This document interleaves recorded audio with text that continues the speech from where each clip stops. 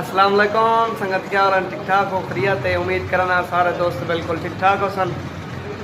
अज सारे शाह सदरुद्दीन मेला है इंशाल्लाह बहुत चंगा माहौल है। असा वेने मेले ते पाए इंशाल्लाह तुसा दोस्तों को मेला ही दिख लेने रंग ही दिख लेने मेले दे मेला किमें जमिया पाए तो माहौल ही जो दे दें असा चस चवे इंशाल्लाह उम्मीद है चुके इंशाल्लाह मेले का रंग दिख लेने तो देखो खैर नाल।